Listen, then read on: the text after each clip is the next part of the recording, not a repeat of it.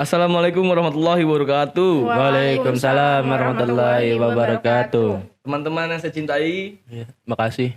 kita akan menjelajahi perjalanan diskusi yang melibatkan tiga tema penting. Yang pertama ada pembinaan akhlak remaja dan dewasa, yang kedua ada bijak bermedia sosial, dan yang ketiga ada dekadensi moral. Iya. Dalam beberapa menit ini, mari kita bersama-sama merenungkan bagaimana ketiganya terkait dan dapat membentuk fondasi yang kuat untuk masyarakat yang lebih baik. Ada tema pembinaan akhlak remaja dan dewasa nih. Coba Divya. Oke, jadi di sini gue ada pertanyaan. Jadi pembentukan karakter dapat dimulai dengan seberapa penting pemahaman pembinaan akhlak pada remaja dan dewasa. Menurut lu nih Din, gimana sih supaya pembentukan karakter tersebut bisa menjadi pondasi bagi masyarakat yang berintegritas? Oke, jadi menurut gue untuk memahami urgensi pembinaan akhlak ini emang sangat penting banget ya. Bahkan penting banget nih dalam membangun suatu bangsa. Dari segi akhlak yang baik kayak misalnya attitude lo, dari perbuatan lo ke orang-orang, berperilaku yang baik juga ke orang-orang. Itu tuh bisa membangun suatu keharmonisan dan juga kedamaian di dalam lingkungan sosial maupun di dalam lingkungan keluarga. Menurut gue itu sih. Ya, gitu ya. Oke, menurut gua pembentukan karakter itu bisa juga dimulai dari pendidikan, lingkungan sosial, nilai-nilai yang diterima, dan pengalaman hidup yang membentuk sikap. Nah, perilaku seseorang juga dapat interaksi dengan orang lain. Benar-benar. Kayak gitu dah. Nah, selanjutnya itu ada faktor pengaruh akhlak. Sebelumnya kan kita membahas pembinaan akhlak remaja dan dewasa. Nah, ini tuh kayak faktor pengaruhnya itu gimana sih faktor dalam membentuk individu dan masyarakat secara keseluruhan. Oke. Lingkungan keluarga, pergaulan sebaya, dan media sosial memiliki peran penting dalam membentuk nilai-nilai akhlak dari individu. Ya. Keluarga memberikan dasar nilai, pergaulan sebaya mempengaruhi sikap dan norma sosial, sementara media sosial dapat mempengaruhi pandangan dunia dan perilaku. Gabungan ketiganya dapat membentuk individu dan masyarakat secara keseluruhan dengan menentukan pola pikir, perilaku, dan nilai yang dianut. Nah, gue setuju banget nih sama pendapatnya Novel ya, terutama yang disampaikan dari lingkungan keluarga. Membutuhkan nilai-nilai akhlak ini nih bakal mudah muncul dan bakal mudah terbentuknya ya. Apalagi kayak contohnya misalnya lo punya adik, orang tua lo ngelakuin kayak hal-hal yang positif, misalkan lagi jalan-jalan nih, terus kayak memberi sesama gitu kan, terus adik lo ngeliat itu, terus nanti dia di sekolah juga bisa mencontohkan mencontohkan hal yang sama. Iya. Jadi gitu sih. Karena menurut gua pendidikan itu dari awal kita ada itu memang sebenarnya dari keluarga sebelum sekolah menurut gua ya. Benar. Kayak gitu sih.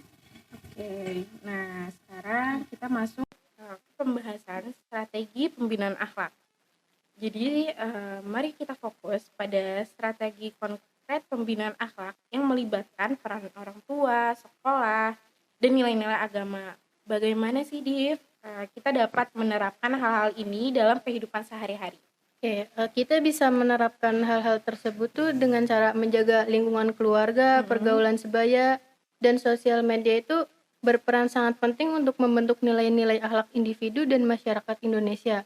Ketiganya juga sangat perlu memberikan pengaruh positif agar terbentuk generasi berkarakter, kuat, dan berakhlak mulia demi kemajuan bangsa.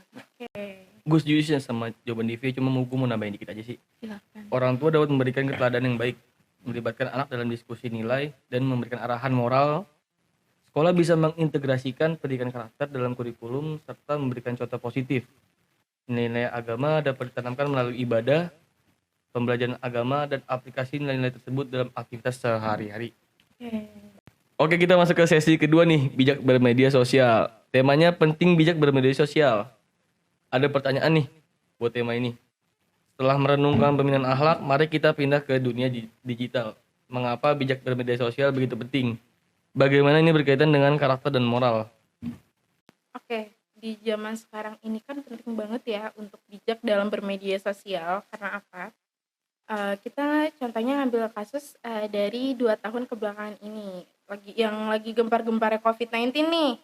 Pemerintahan kan harus mengelola banget ya gimana caranya masyarakat tuh bisa tetap sekolah, bisa tetap kerja, dan akhirnya terciptalah daring, kita sekolah lewat online, kerja juga lewat online, bahkan kayak kita belanja apapun itu tuh lewat online. Jadi dari kasus inilah kita kan benar-benar harus pantengin banget gadget ya.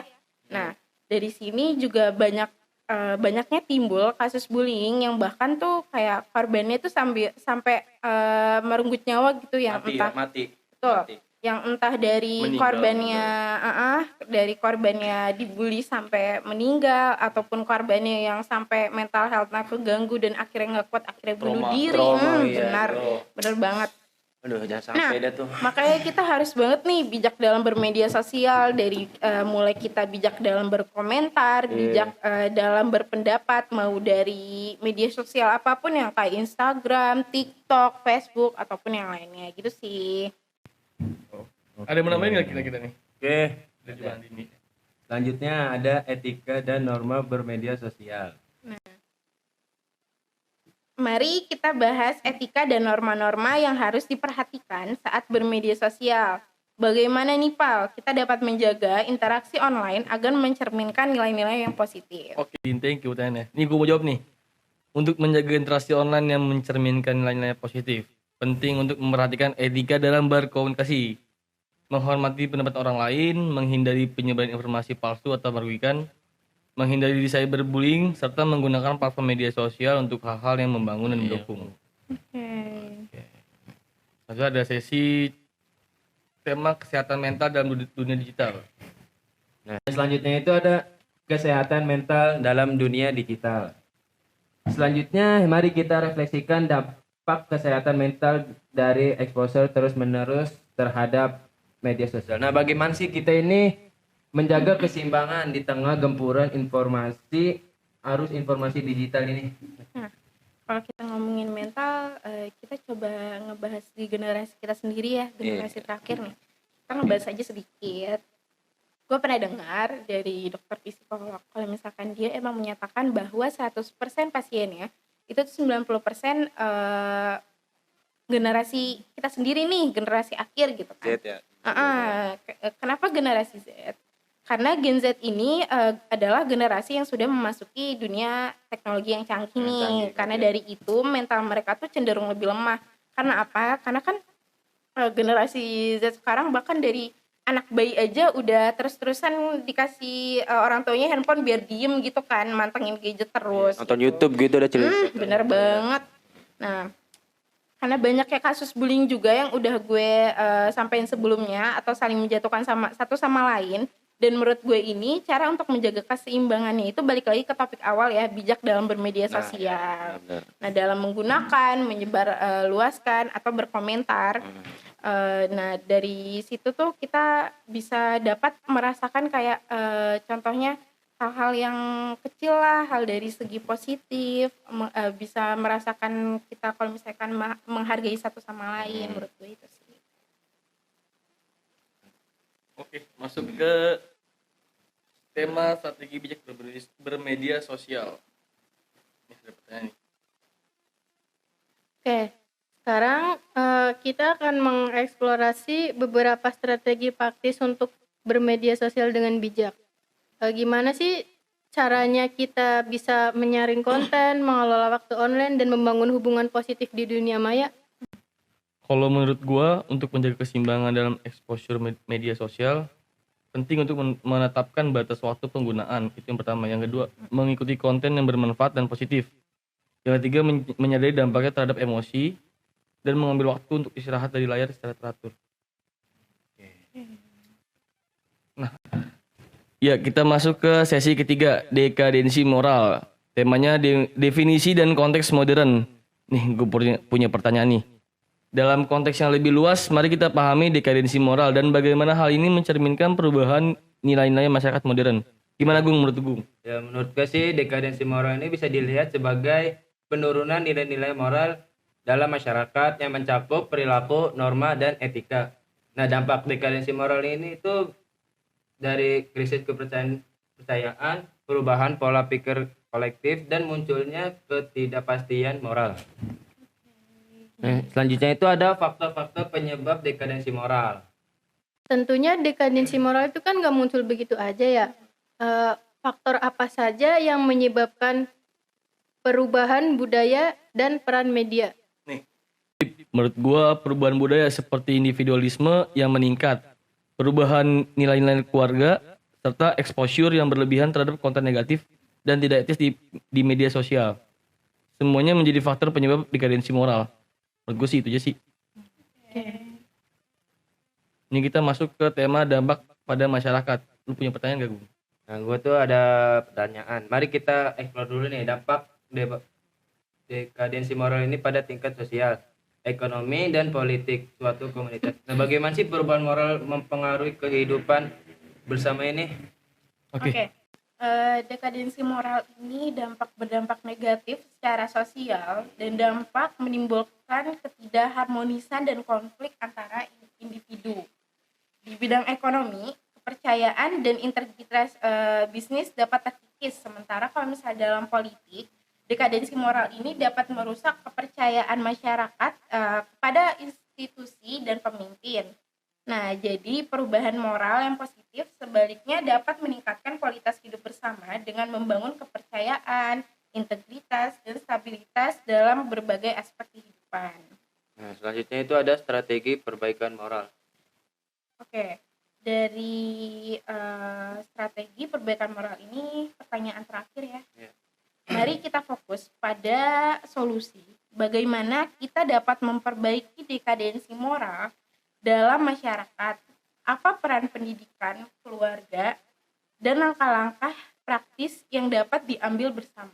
Nah, dalam memperbaiki dekadensi moral ini di peran pendidikan itu menguatkan pendidikan moral di sekolah, mengintegrasikan etika dalam kurikulum, dan yang kedua ini peran keluarga. Peran keluarga ini membangun fondasi moral di keluarga dan memperkuat peran orang tua sebagai teladan. Nah, langkah-langkah praktis ini tuh mendorong partisipasi dalam kegiatan sosial dan menggunakan teknologi dengan bijak. Dalam waktu yang singkat ini kita telah meresapi ketiga tema yang kompleks namun saling terkait. Pembinaan akhlak, bijak bermedia sosial, dan perlawanan terhadap dekadensi moral dapat membentuk fondasi kuat bagi masyarakat yang beretika dan berintegritas. Saya berharap kita semua dapat membawa pemahaman ini ke dalam kehidupan sehari-hari. Terima kasih atas kehadiran dan kontribusi kalian. Oke, mari bersama-sama menjadi agen perubahan untuk masa depan yang lebih baik dan Sampai jumpa.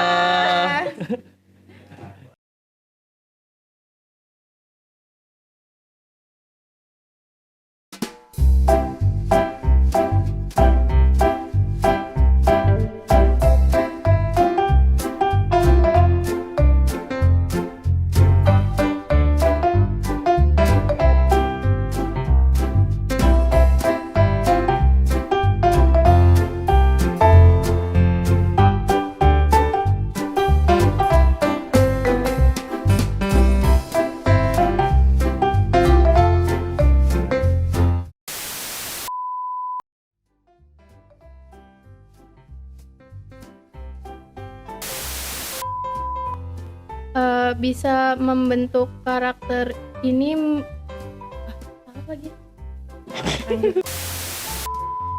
Nah, yang selanjutnya itu ada faktor pengaruh akhlak.